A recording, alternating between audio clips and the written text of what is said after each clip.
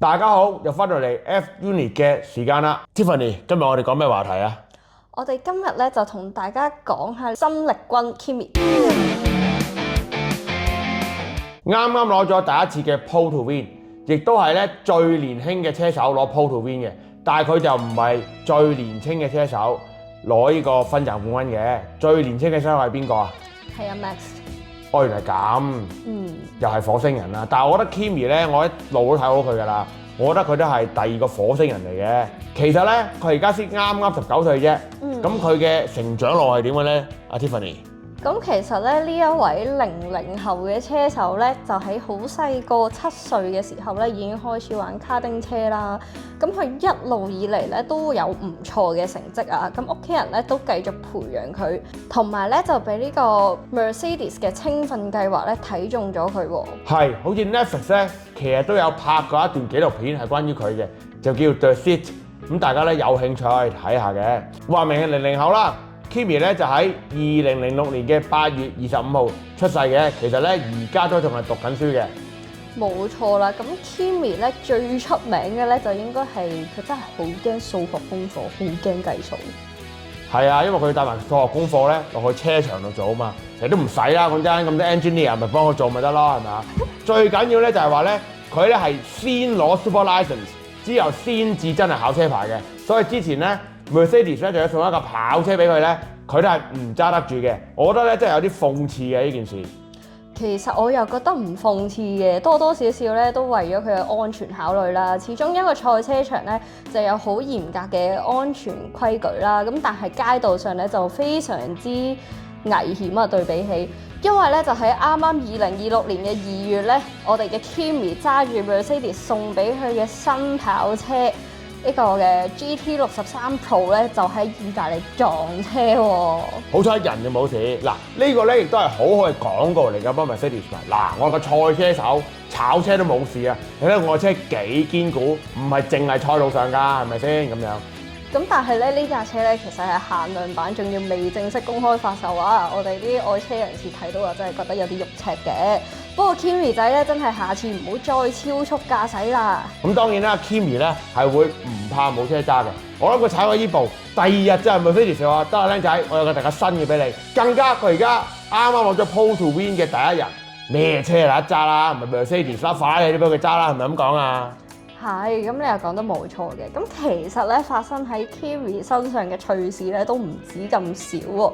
就係啱啱嘅中國大獎賽咧頒獎嘅時候咧，就發生咗一件超級搞笑嘅事。唔知 TC 你喺現場有冇目擊到咧？咁我冇。點解咧？因為咧佢未頒獎之前，我已經走咗啦。我怕好逼人，因為主要咁。其實咧都真係幾搞笑嘅，因為當個 announcer 宣佈話我哋嘅冠軍就係咧 Kimi Räikkönen 咁樣。係有個 Kimi Räikkönen 嘅，佢亦都係攞過冠軍，亦都攞過世界冠軍添。我哋嘅 Iceman 咁，但係其實咧佢咧就已經 retire 咗好耐㗎啦，翻去 Norway。唔知 Kimi 呢個名咧係咪特別同賽車冠軍有緣嘅咧？咁咧其實呢單笑料咧就令到啊另外2位車手咸美頓同埋 Russell 咧都突咗一突啊！咁事後咧其實都有人問過，究竟 Kimi 呢個名咧係咪因為 Kimi Räikkönen 而改嘅咧？咁其實係唔係咧？唔係，其實咧都採訪過佢嘅屋企人咧，佢改 Kimi 呢個名咧，其實純粹同佢成個名好夾啦。咁 Kimi 就係佢嘅 middle name 嚟嘅，而佢嘅全名咧就係 Andrea Kimi Antonelli 嘅。咁即係話其實個 first name 咧係 Andrea 嘅，不過咧意大利咧好多人都叫 Andrea 嘅，係一個比較 common 啲嘅名，所以咧不如就叫 Kimi 啦咁樣。阿 Toto Wolff 咧亦都話嘅，當佢表現好嘅時候咧就係 Kimi 就係契仔。表現唔好嘅時候咧就 Antonelli 即係衰仔。咁今次上海站啊，正令到佢成為係嘛 Mercedes 嘅王子添啦，係咪咁講啊？已經我覺得咧 Mercedes 啲人咧已經中意佢多過 Hamilton 啊，少少覺得佢可能係下一個 Lewis Hamilton 添，因為咁後生啊就已經攞分站冠軍啊嘛。係啊，咁其實 Kimi 咧真係除咗契仔之外，簡直半個親生仔啊！佢係由呢個 Mercedes 嘅青訓計劃培育出嚟，去到今時今日咧都仲喺 Mercedes 度啦。咁啊，對比起咸美頓咧，佢都唔係話真係成個生涯咧係由細個喺 Mercedes 度大。咁啊，我諗佢係關係再 close 啲嘅。咁啊真，因為中國咧門派裏邊都有入室弟子啦，即係話咧你係名門正宗，完全係 Mercedes 訓練出嚟嘅。咁 Mercedes 裏邊嘅人啊，應該特別 proud of Kimi 嘅，我都覺得係。咁其實咧，Kimi 喺鬥 F1 之前咧，佢都有喺唔同嘅賽事度鬥過啦，F3、F4、F2 都有嘅。咁其實咧，佢喺咁多級嘅賽事咧，個表現都非常之好啦，破咗好多唔同嘅紀錄啦。咁呢一位車手咧，大家真係可以拭目以待佢未來嘅表現啦。即係我自己咧就覺得佢應該係喺一堆 Rookie 入面咧，暫時係最有天分、最值得令人期待嘅一位天才車手。咁其實12號呢個 number 咧，就係佢以前係 FRECA 賽事咧贏得冠軍用嘅號碼嚟嘅。